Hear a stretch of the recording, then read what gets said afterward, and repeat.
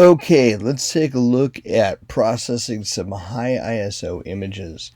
So one of the things that happens when you're actually working with taking pictures, sometimes you have to just use the highest ISO that you can get yourself to really try to figure out what well, not to figure out, but basically to um, capture the images. Photojournalists all the time are pushing their cameras to the limits of what they can do, because they have to get the image. It's not about getting the best image. Well, it is about getting the best image, but it's the best image with the best capabilities they can. In some instances, they try to stay away from that.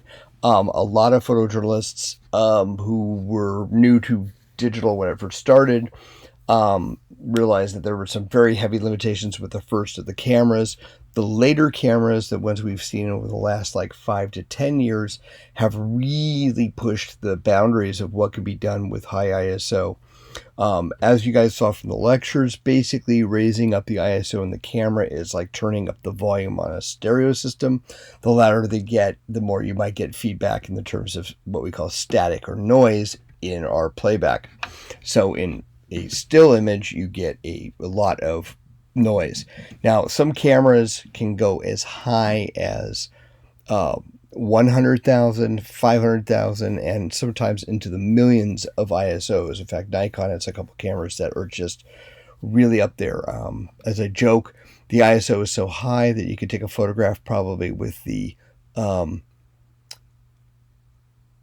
illumination coming from the glow of someone's personality. It's a joke. But you could be in a cave with a candle, basically. And what's cool about Nikon and some other manufacturers, well, it doesn't matter, but that was what they did. I mean, it's as we saw the evolution of digital photography, we saw a move from first it was like who could have a digital camera, then it was like who could do the full frame, then who could have the highest amount of megapixels, and then the latest battles fought between the camera manufacturers was who could get the highest ISO. So that's where we're at now. So let's take a look at this image. This image was shot at 25,000 ISO, 60th of a second, 5.6. It was shot with this because in this photograph, when I took this, I was trying to get everything in as much detail as I could because I was at a location where I would never be going back to, and it was what was going on. So we can go ahead and start with our original adjustments in here. I can go in and see if I've got a gray area and use to check the white balance. I don't know if this wall is gray. And as I click on it, it looks like it might have been closer to gray than I thought it was, so that's not bad. The illumination in this space is very bad. They were very low wattage bulbs, old school tungstens. I'm going to go ahead and pull that up a little bit because I just went a little too blue. So it looks like I'm around like 2000 Kelvin, which is pretty low. Most tungsten bulbs are around 2700 Kelvin, and daylight obviously we know is 5500. But this is pretty good because if you look at this young lady's skin tone here, she's looking a lot better, as do the rest of the people. So start with the white balance. Boom. Then we'll move into exposure. And in here, I'm going to go ahead and kick it up just a little bit to kind of bring out what's going on. That's looking a little bit better. So it looks like when I shot the shot, it was probably about a half stop off. I'll go into the dynamic range, and in here, I'm going to basically pull down the highlights a little bit, see if it affects the pool table itself and what's going on in that light in the background by that doorway just past the gentleman. And that's looking pretty good. I really don't have to do a lot else to this. Maybe a little bit of blacks, maybe a little bit of white separation. But for overall, this image does have a fairly good contrast range. In this instance, I might also consider some contrast. I can go down to clarity, and in here I can go ahead and kick up just a touch of clarity. And that's looking pretty good. But this shot has a lot of noise. If I go in and start zooming in on it, you guys can notice that when I get in here, There is a lot of digital noise in this shot. And as I move this around, you can see it kind of comes and goes as I'm looking at it. So when I start going into the people out of here, you can really start seeing it.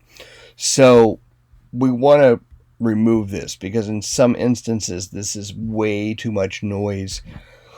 And we want to kind of clean that up. So to do this, we will actually be going to the refine panel. And under refine, we've got a bunch of things in here that can be done. So we will go in here and we will start with noise reduction. And as you guys saw before, there is what we call color noise reduction and luminance. Color deals with the blobs, and luminance deals more with the actual shape and size of it. If I was to go in and pull this out, you guys can see that in the areas inside this shot, there are these color blobs that are basically the pixels in your sensor, red, greens, and blues. And by default, when you import in images into Lightroom, or in this instance into Capture One, a lot of the times the noise reduction is actually automatically applied.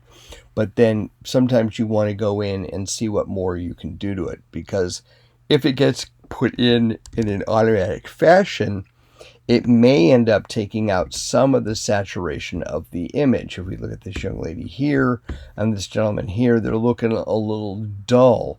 So if I go in back to the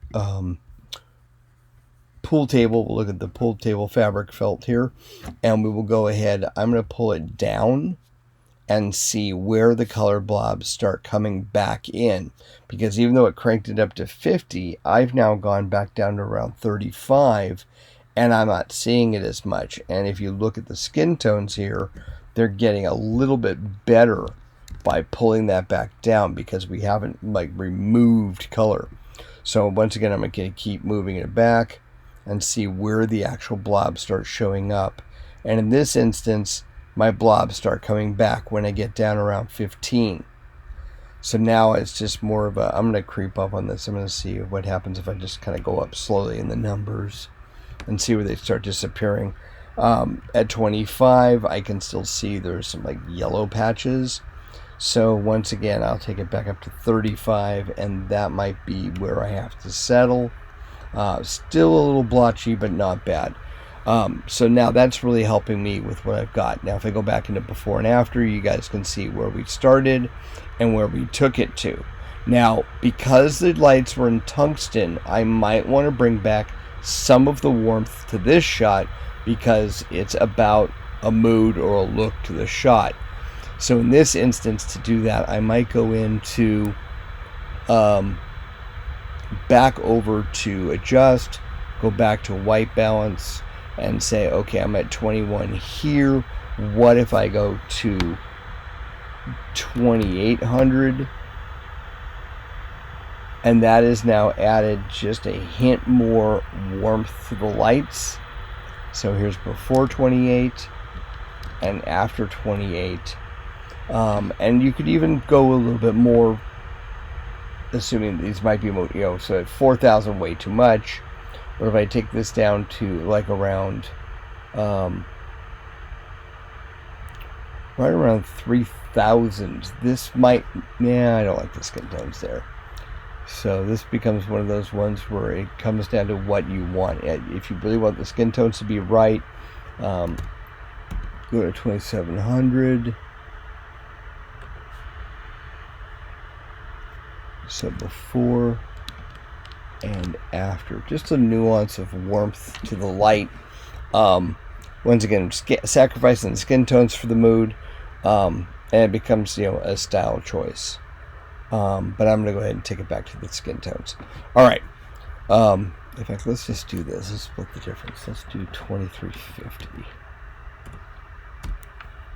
A little bit of warmth, but at the same time, yeah, liking that. Okay. So as you guys just saw, when I was in the refine panel, I basically went in noise reduction and basically fixed it.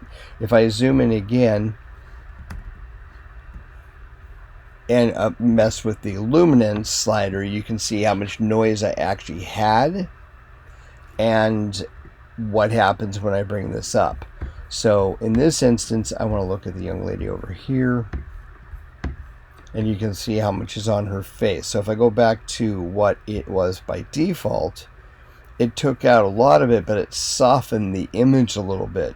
So in this instance, I might want to kind of play around back and forth and see where maybe 33 might be, and that might be more acceptable. Remember, you have shot a photograph that was at high ISO and low light, so to have a little bit of noise is kind of natural to a photograph like this, because that's what it's got in it. It kind of gives you that old school film appearance.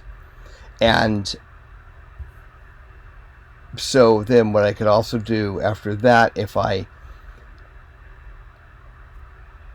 wanted to leave it what it did in terms of removing the grain, I could then maybe add back in, or the noise, I could maybe add in the film grain appearance here by sliding this around and having it look like a different type of film. So for example, I could pull it down and it doesn't do much. And I can pull it up and apply what looks like a film grain to the image and see if that looks good. And I can go in and say, how about a harsh grain? And we start seeing some really kind of a grainy look to it, like it's old school film. And that might give it kind of a film noir type of appearance. But if you don't want that, obviously you can go back to fine grain and take it back to normal. So it just depends on how you want to apply that. And you don't have to necessarily use it. So that's the high ISO image. So once again, it is a tricky thing. Here's another high ISO image. Once again, you guys can see that this did a pretty good job. This was shot at 25,000 again. And you can see that in the highlight of her, it's really done a really good job. But if I go back in now and I was to pull back the color, you can definitely see the color blobs are starting to show up. Not as much in the skin tone, except for more in the shadow areas. But then as I pull this up, I can see if maybe there's a point where I like it better. But in this one, I think 50 did a really perfect job. This shot obviously needs a little bit of an exposure adjustment because it's a little on the hot side. So I might go ahead and go in and say, okay, let's pull down the highlights first. And that actually did a fairly good job really quickly on her face. Then I might just pull down just a touch here. There's a little bit of a heavy magenta cast that I'm not liking, so I might go in and put that at 0 and see what that does. Hopefully it doesn't take the skin tone away too much, and it didn't, but maybe go up like 1 or just a couple points here. I'll go up to 2. Because you got to be careful not to make the shot look green, but that made the water look better than where it was when it was at 8. So this shot, of course, would look better if I cropped it. So once again, I'll grab the crop tool and give it a nice, go back to the hand, and go in and give it a nice crop just down to what it really is.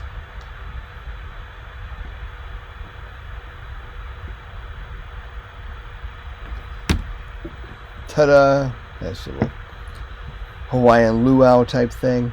And so that's high ISO noise reduction on high ISO images. Both of these, once again, were shot at 25,000. Experiment, as we talked about in the lectures when you're shooting, see what works best for you, and go from there.